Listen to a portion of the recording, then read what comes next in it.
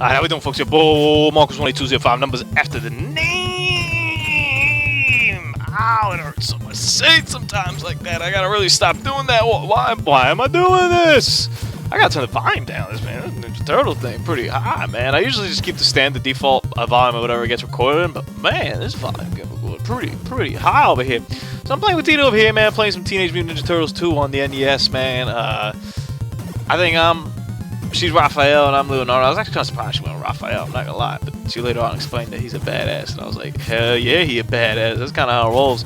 And this is, I believe, the exclusive NES level. If memory serves me right from hearing about this, from learning about this, this is the exclusive NES level that wasn't in the arcades. And everything obviously was altered from the arcade to the NES just because the NES couldn't handle all the information and all the stuff that was in the arcade. But this one's actually exclusive to the NES itself. And check this thing. I'm like, yo, what the hell is going on? He was like, oh no, I'm just chilling up here. Don't really know what's going on over there.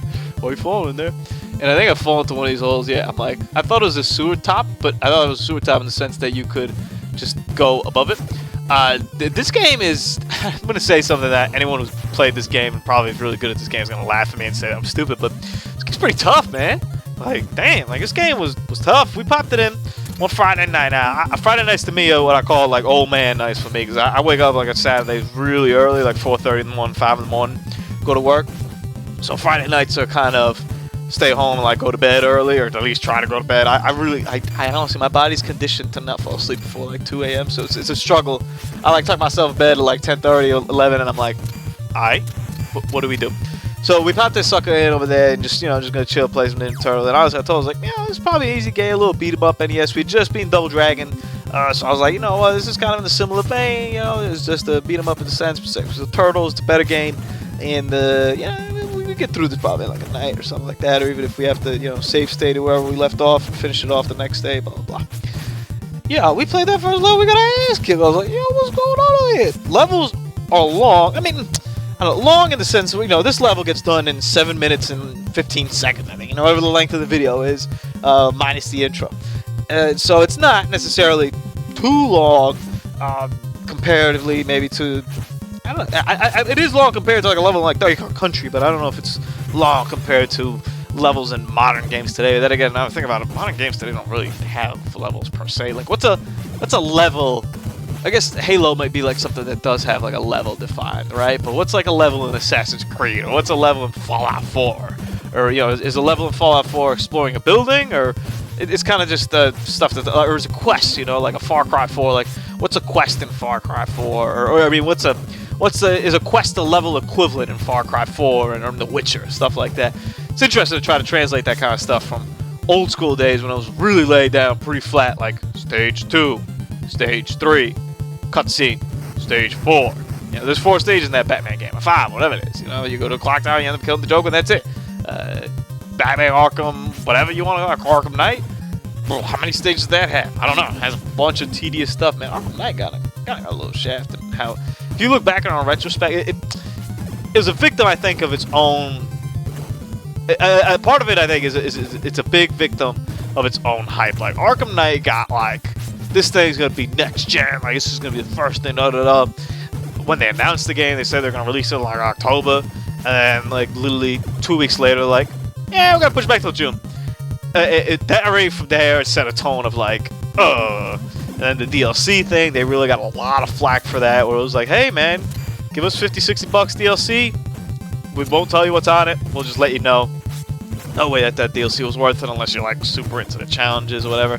I'd heard that the storyline missions are literally like stuff that you could beat in an hour, which, hey, if you're gonna pay the price of like another game for the DLC, and all you get is a couple hours of content, I don't necessarily think that's fair. I didn't like it necessarily because of its mission structure, where you kind of had to guess some stuff. It like I don't know, that guy that flew around, that like gargoyle bat-looking thing that flew around. You kind of just happen to be in the area and look around, and then it'll be there. I mean, if I had the time to be that dedicated, be Batman, maybe I'd enjoy that, but. Nah, I was kind of like, this is really tedious and like just wasting my time. I do want to complete the missions, but come on, man. My favorite of those Arkham games is still Arkham Asylum.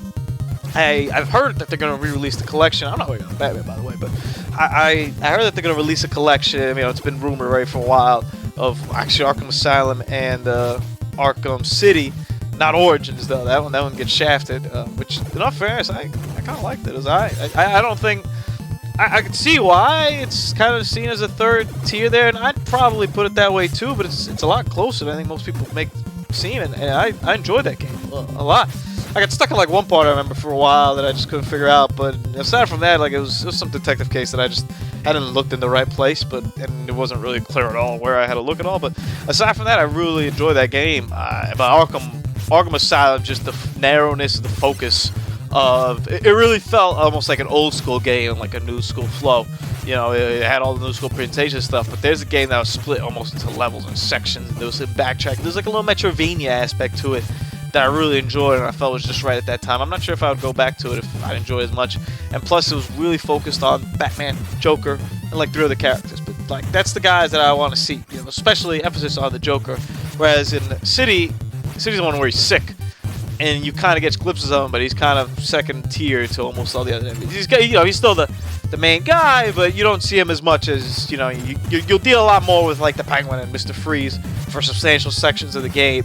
The Mr. Freeze boss fight, though, was definitely one of the better boss fights of last generation, though, without that. Even though I think it's pretty divisive from what I've heard, but to me, it counts as one of the better boss fights. It had something where he kind of learned your moves and you couldn't do them again, which to me was pretty good. You know, it was like, oh, okay, so it made it just real. Like, this guy, he's a genius, obviously, and he picks up on things. And just to see that to somebody, a boss fight, they could pick up on things and act like that, it's pretty neat, I thought, in those games.